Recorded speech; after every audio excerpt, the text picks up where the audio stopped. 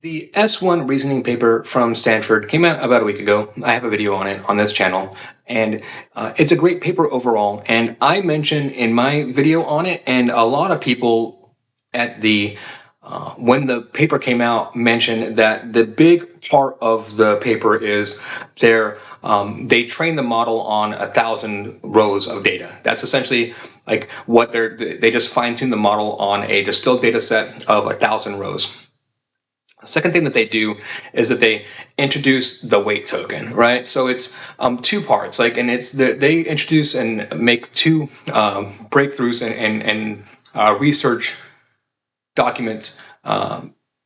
They document two things within their research within that. One is that essentially you can distill data, and quality is much more important than quantity, and you can distill it down to 1,000 rows of data. And the second is this weight token, and essentially what they call budget forcing. And I want to talk about budget forcing more in depth because there's a lot to unpack within budget forcing itself. And I think a lot of people have been overlooking it, and then you're starting to see more articles around it. I saw this article, so Weights and Balances did a fantastic job here of noticing this a week ago, and this article is created by Brett Young from Weights and Balances. I have no affiliation with Weights and Balances, no sponsorship.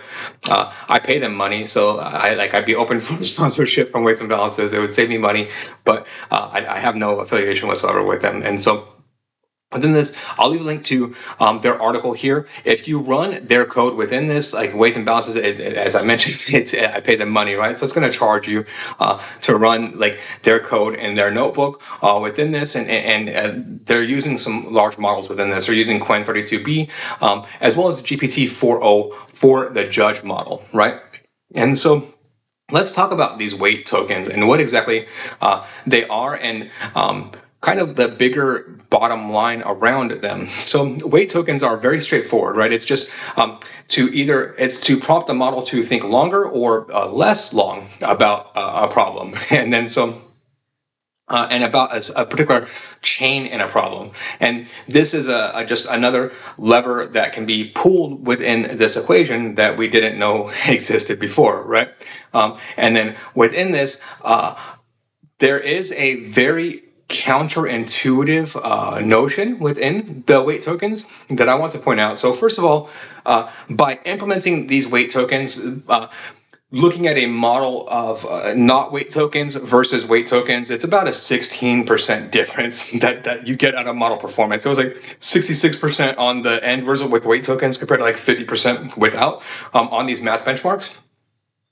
And then so very high increase, right? But what they found within this is that not all thinking within the model is the same. And then our reasoning within the model is the same. And then so there's a lot of people, they would come back to this and still would want to make the arguments, is there actual reasoning going on here, or what we quantify as reasoning? I don't know what else at this point you would quantify it as, right? Because essentially what we found within this, and what we're finding so far within this, is that these weight tokens, they function kind of like human thought in this aspect, right?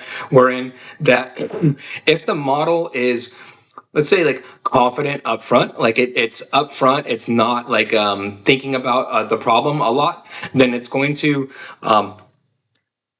score better on that problem overall, without the weight tokens. It won't need the weight tokens to stop, right? Or the weight tokens help it to progress through the problem better.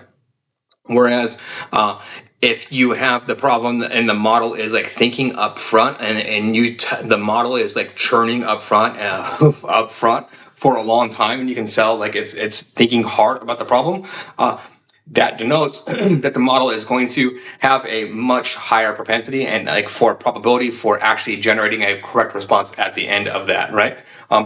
It's not sure up front, and which is a human way of reasoning through this, right? And then so it's interesting how models seem to be going through that exact same process within this, as far as that particular reasoning function is concerned. And the bottom line within this is that it's interesting to me that you can pull that as another sub lever within this, right? And then so that's the bottom line that this paper and this research here does a very good job of overall to me, is like deep diving into this budget forcing concept itself, right? Like that there's a lot to unpack with what you can do within this, and then they essentially their job, like what they do a fantastic job within this of essentially recreating these Stanford experiments.